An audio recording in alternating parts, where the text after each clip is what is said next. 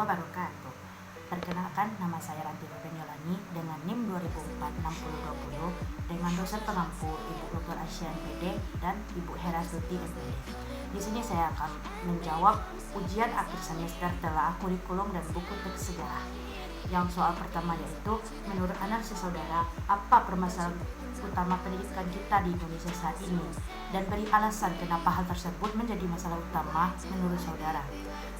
Ada banyak permasalahan utama pendidikan di Indonesia ini, yaitu fasilitas pendidikan yang tidak memadai, yang kedua yaitu kurangnya guru yang terlatih, yang ketiga yaitu kurangnya bahan belajar. Masalah pendidikan di Indonesia itu menjadi hal utama di sini, di Indonesia lebih tepatnya.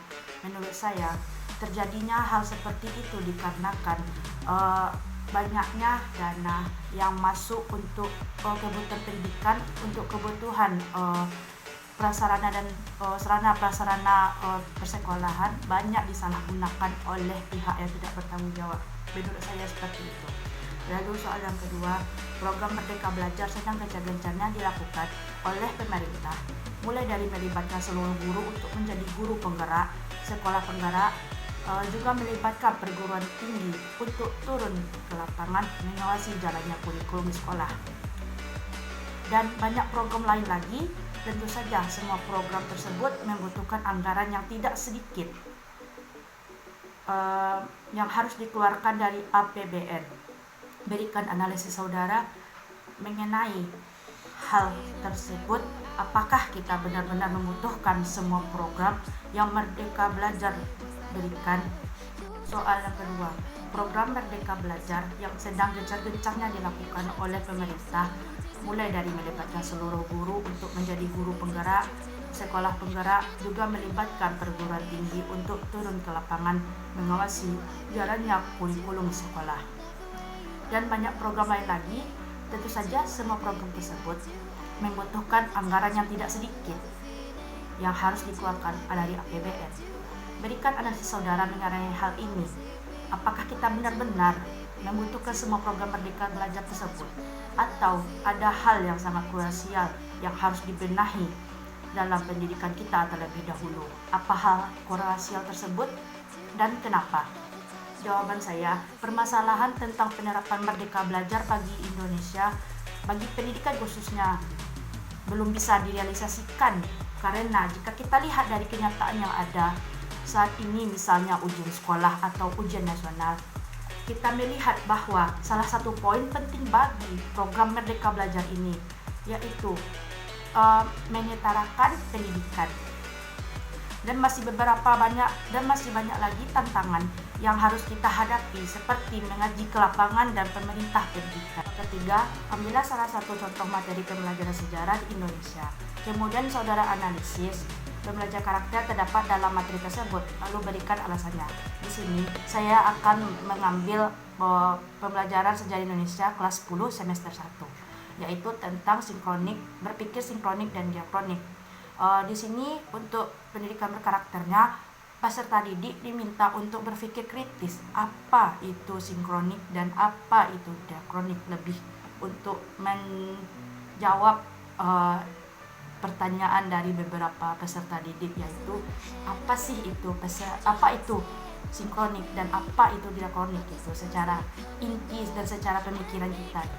Dan peserta didik harus mengetahui sinkronik itu apa dan diakronik itu apa. Lebih baiknya sinkronik dan diakronik itu lebih ditekankan kepada contoh, lebih biar pengertian dari sinkronik dan diakronik secara bagus itu kita lihat dari contoh sinkronik dan contoh diakronik itu apa, lalu kita aplikasikan ke dalam kehidupan sehari-hari.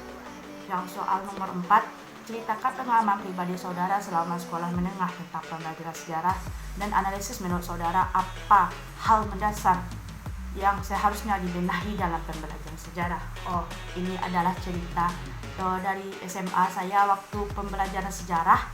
Dari dulu dan sampai sekarang, guru sejarahnya itu masih guru sejarah dari kelas 10 sampai kelas 12. Soal nomor 4, ceritakan pengalaman pribadi saudara selama sekolah menengah tentang pembelajaran sejarah dan analisis menurut saudara apa hal mendasar yang seharusnya dibenahi dalam pembelajaran sejarah. Nah, ini ada sebuah cerita waktu saya masih SMA, yaitu di mana guru sejarah Indonesia saya itu dari kelas 10 sampai kelas 11 itu tidak pernah ditukar.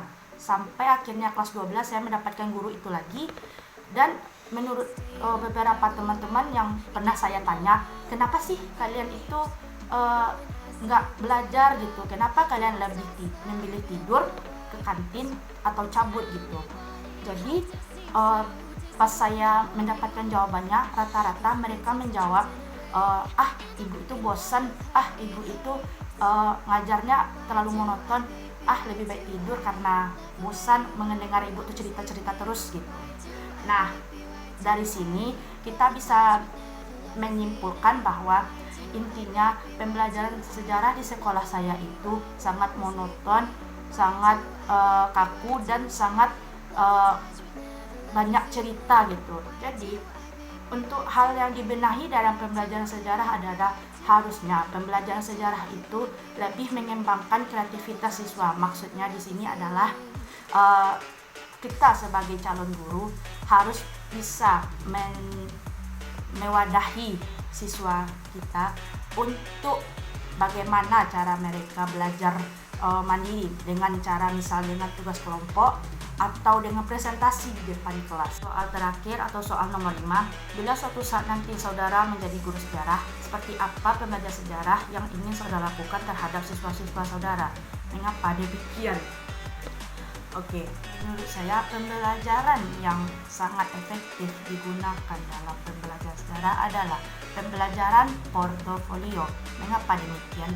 Menjawab saya seperti itu dikarenakan pembelajaran portofolio atau pembelajaran sejarah dengan metode portofolio ini, siswa tidak diminta aktif saja di dalam hal berpikir, namun siswa juga diminta aktif di dalam kelompok.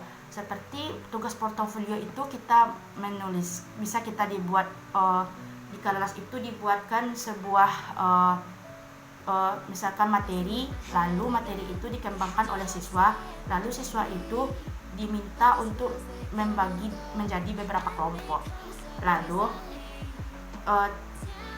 Lalu siswa juga dituntut untuk mengembangkan metode tersebut. Tak hanya siswa saja, guru juga turut aktif di dalam hal ini. Kenapa demikian?